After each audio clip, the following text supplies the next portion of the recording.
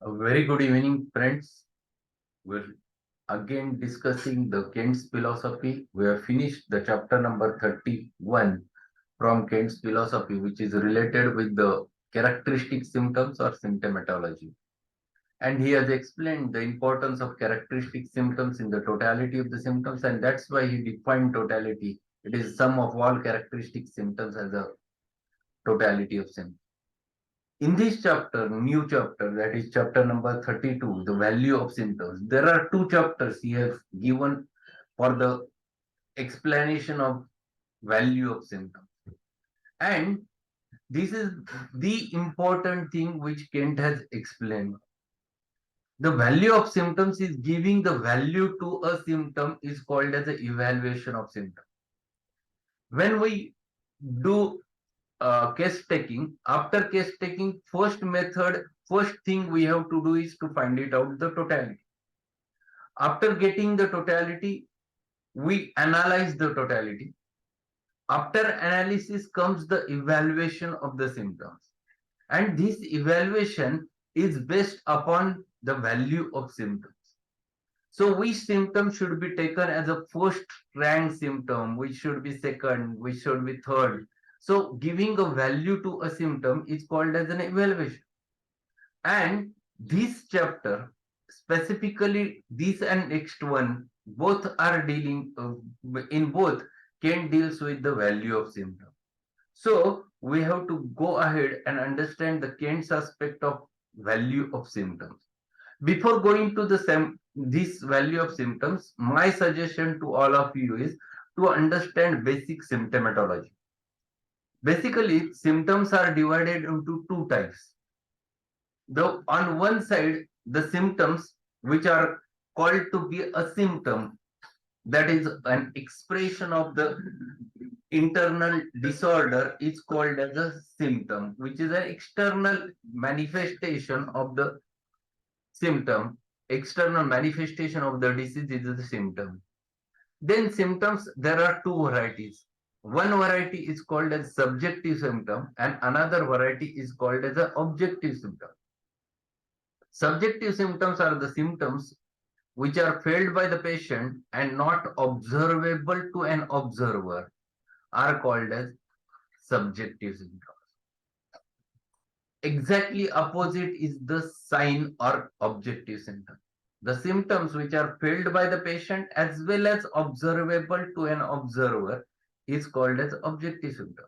This is basic understanding about symptoms and signs. And then we have to analyze the symptoms into different categories. So analysis of the symptoms means categorizing of the symptoms into different groups of symptoms is called as analysis of the symptoms. Analysis in Marathi, it is Vishleshan, differentiation. So why it is necessary to analyze? To analyze the symptoms is important because of which it becomes quite easy to find it out the value of symptom. Because of which it is quite easy to find it out exactly what is the characteristic which will define the remedy. And that's why the first step is always the analysis. And while analyzing, we have to analyze symptoms basically into two broad groups. The first group is the general symptom and second group is the particular symptom. General symptoms means the symptoms which are related to the person as a whole and which are denoted by the prefix I are called as general symptoms. So for example, general symptoms means I am hungry. It is related to me as a whole. It is not related to the particular part. I'm not saying like my stomach is hungry, my mouth is hungry. We say I am hungry, I am thirsty. So the symptoms which are denoted or related to the person as a whole and denoted by the prefix I are called as general symptoms. They are further divided into two types: mental general symptoms and physical general symptoms. Generally, mind is related to the person as a whole. It is not related to the particular part. And that's why generally all mental symptoms are general symptoms.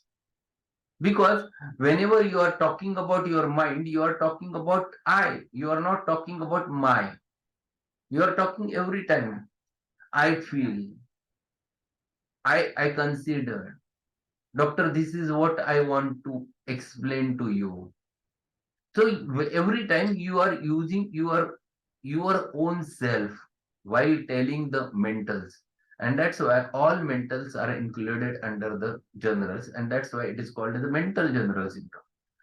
Physical symptoms, they might be particular, they might be but physical general.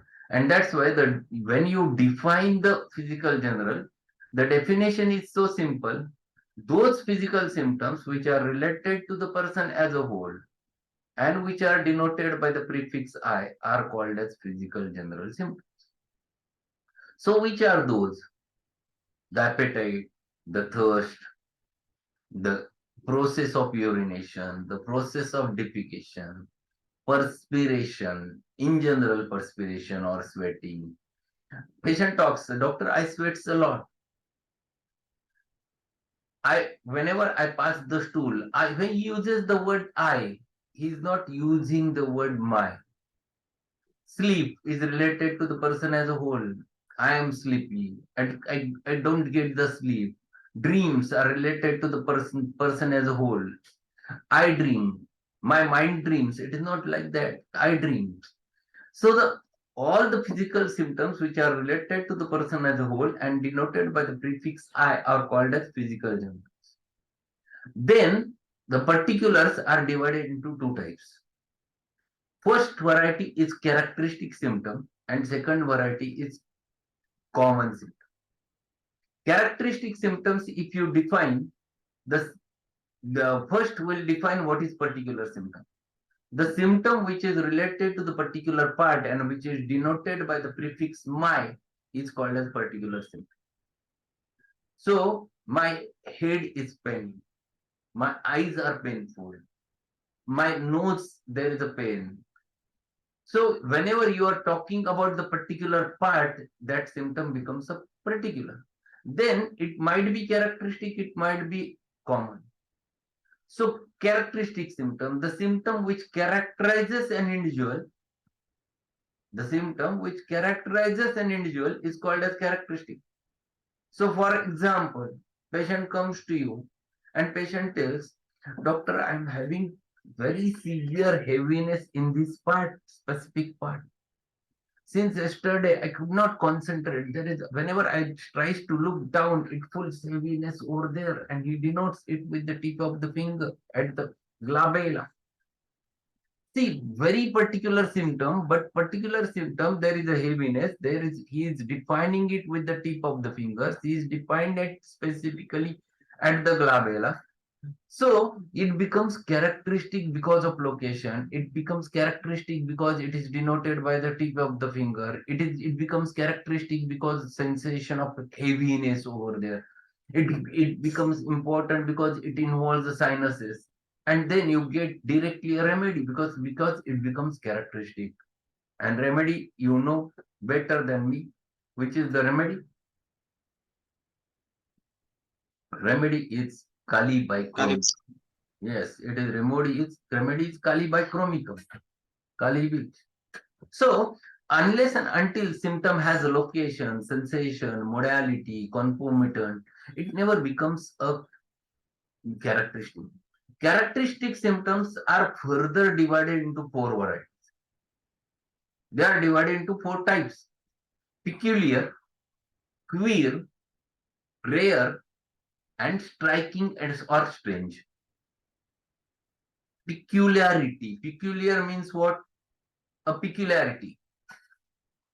What is peculiar? Peculiar means it is related to the person's specific habit, person's specific entity, which is specific for only with that remedy. That is peculiarity.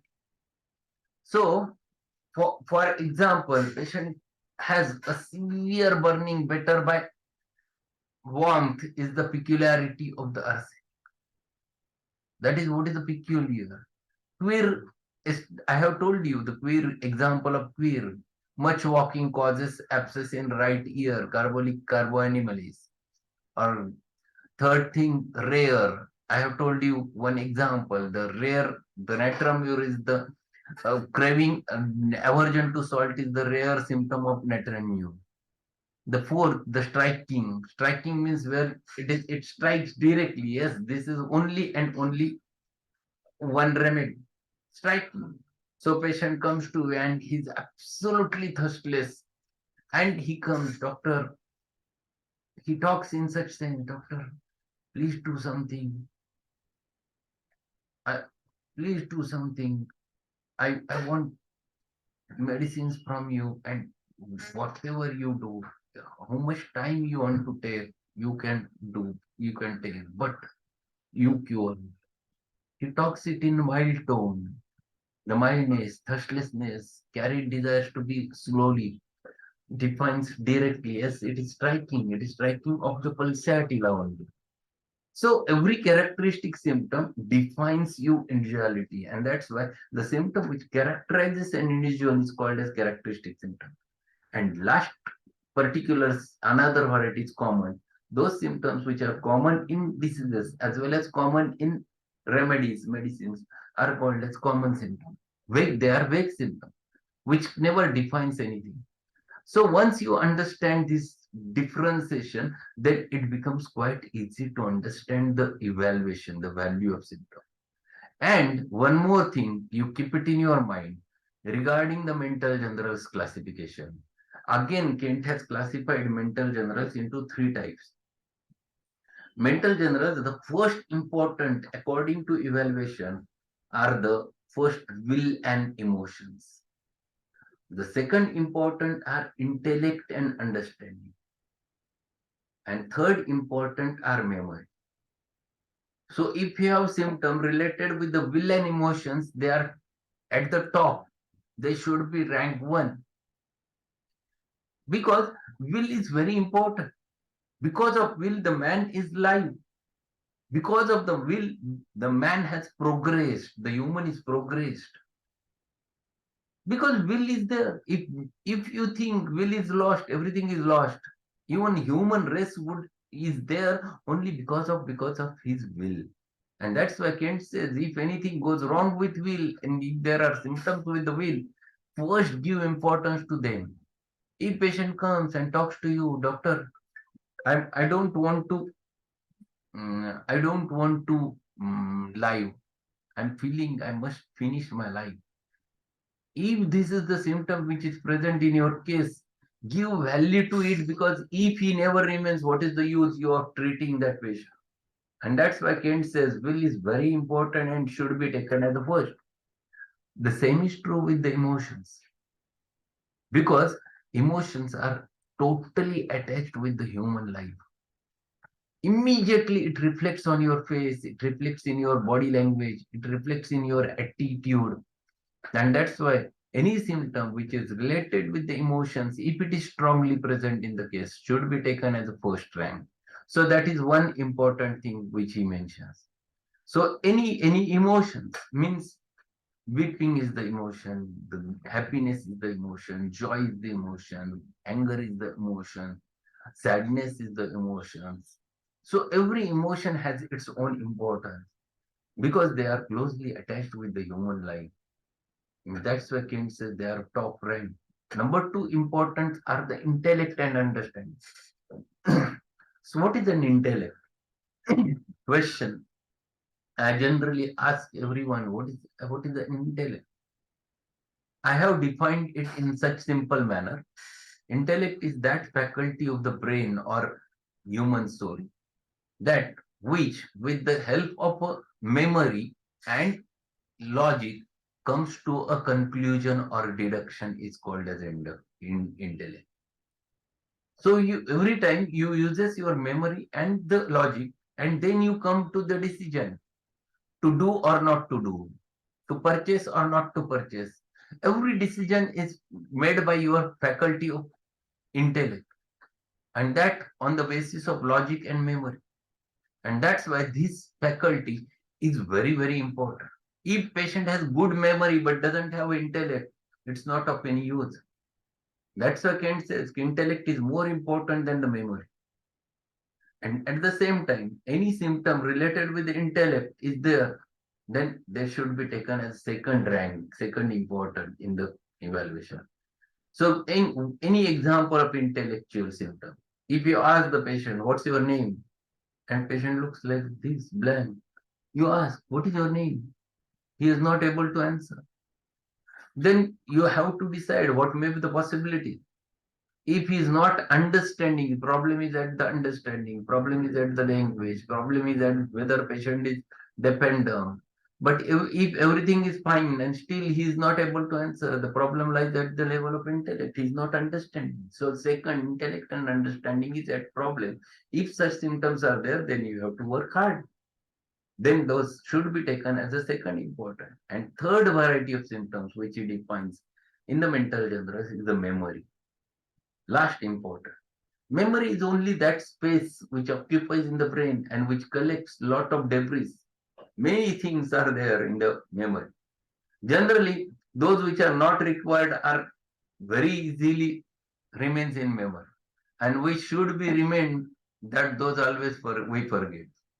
But memory is not so important as the intellect and understanding.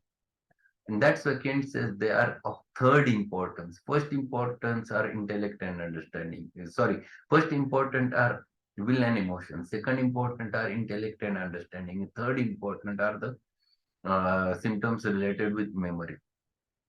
So this is what is analysis. After getting this analysis, then you can go for evaluation. And that's why I have told you the whole analysis, classification of symptoms, first the general and particular, generals, mental generals and physical generals. Mental generals further three divisions: will and emotions, intellect and understanding, and memory. Then physical generals, there is no further classification. In particulars, they are again divided into two types: characteristics and common. And if you know, then we can go ahead with this chapter, lecture number 31, value of symptoms. And he started with chapter, name of the symptom, whether general, common, particular. Again, the grades of symptom he has given. General symptom, there is first grade, second grade, third grade.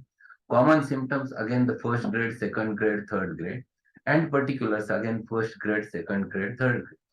What do you mean by first grade, second grade, and third grade? This grading is given in the Kent's repertory. He has given first grade to the symptoms and which are written in bold in Kent's repertory are first grade, which means the symptoms which appeared in nearly all types, all varieties of provers during proving.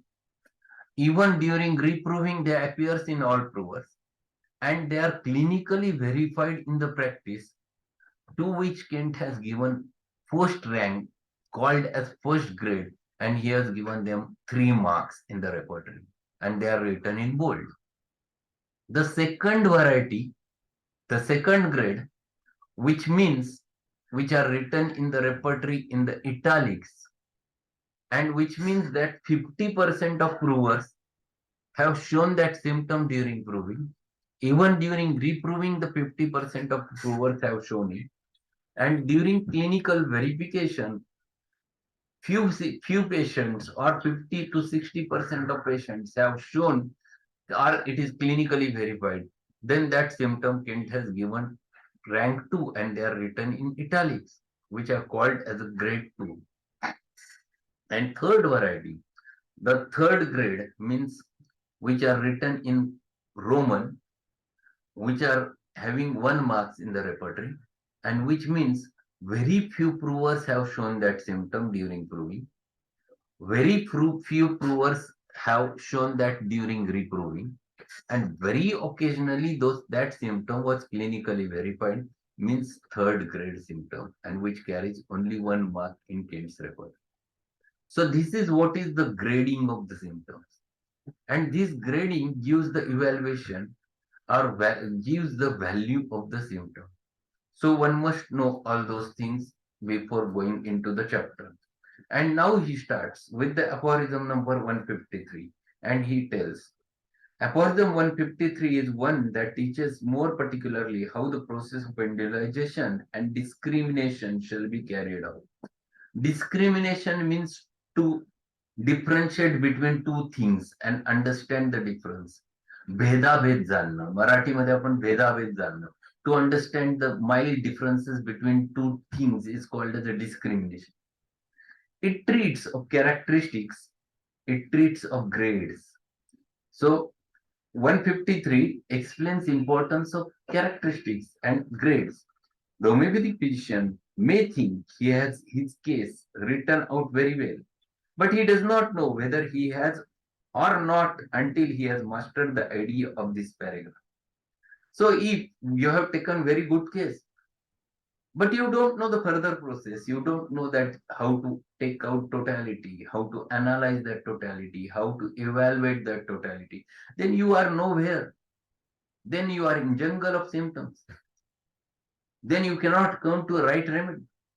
But if you know all those processes clearly, then it becomes a rather simple way to find it out right remedy. And that's why he says that you must understand the aphorism number 153. He may have page after page of symptoms and not know what the remedy is. And if he takes the record to a master, the master will say, you have no case. So he has taken very good case. There are many symptoms, but those symptoms which are not categorized, which are not analyzed, you are not able to come to totality. The master says, yes, there is nothing, because unless and until you categorize, you cannot know why. I have plenty of symptoms, but you have no case. You have left your case out. You have left the image of sickness out because you have failed to get anything that characterizes it.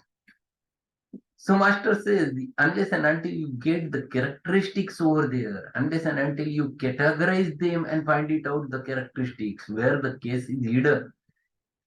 Case is hidden over there. Unless and until you get that, it is not possible to reach to the remedy. And that's why he says you are lost. You have plenty of symptoms, but have not anything characteristic. You have not taken your case properly. So patient comes and given 100 symptoms, but all symptoms are common, vague. You are nowhere. So you have written 10 pages, no use. But you have written one symptom, but defining the exactly the patient state. Very simple. Remedy is very simple. So it depends upon the characteristicness of the symptoms. Then it becomes rather simple to reach to the remedy. So value of symptoms always lies on the whether the patient symptom is characteristic or common. If it is characteristic, then it has a value. If it is not characteristic, it doesn't have value.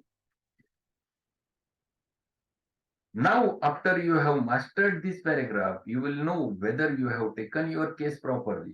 You will know whether you have something to present to the master, a likeness of something. The lack of this knowledge is the cause of non-success with the majority of homeopathic physicians. Majority of homeopathic physicians fails because they are not mastered to catch the totality, to match the characteristic, to catch the characteristic symptoms from the patient.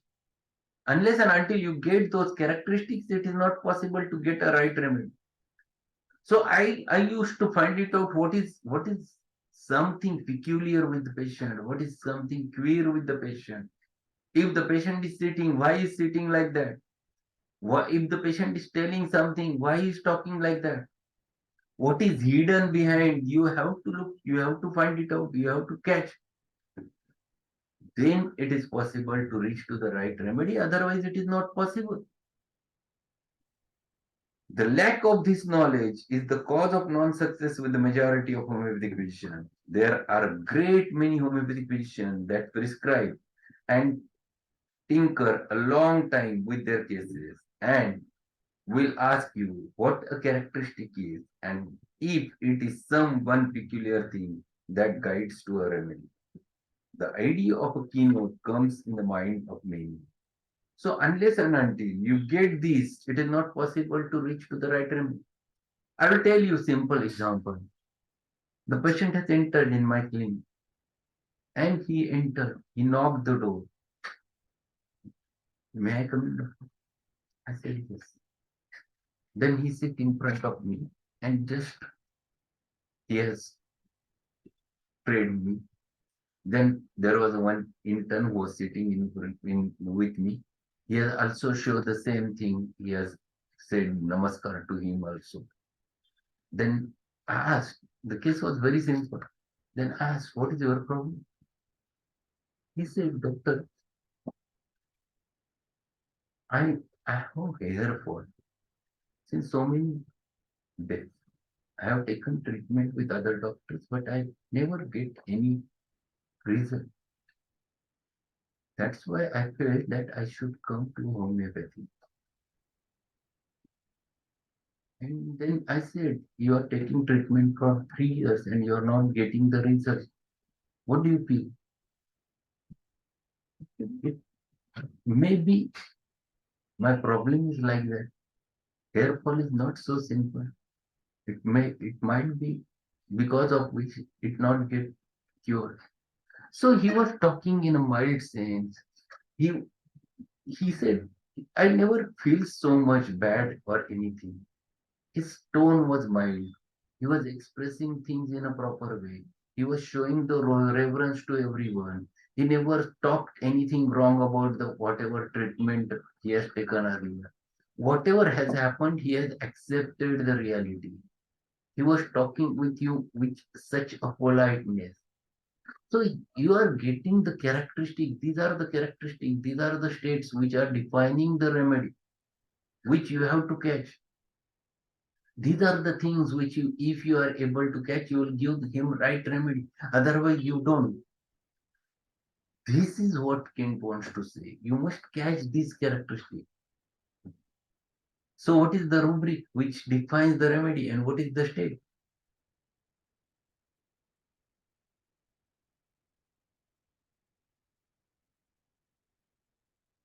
Anyone?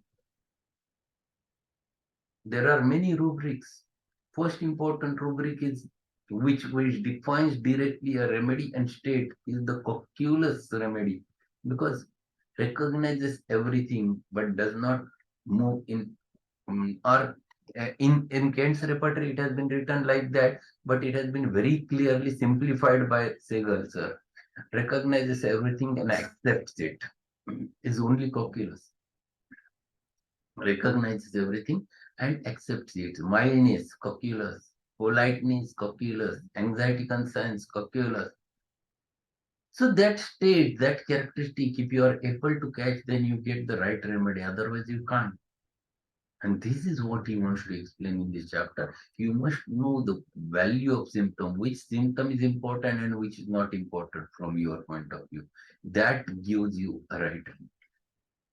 So I think we'll finish with this paragraph only. Tomorrow we'll continue with the same chapter. I think not tomorrow, on Monday we'll continue with this chapter. We have to learn this chapter by heart because this chapter gives you a lot about the understanding of value of symptom, and we'll learn a lot in this chapter. So that's all for today. And today we're going to start with new remedy. I have not yet decided, but at 8 o'clock we'll definitely have one remedy in today's session, and we'll continue with Matra Medica session also. Thanks a lot, and we will meet again at 8 o'clock with Matra Medica.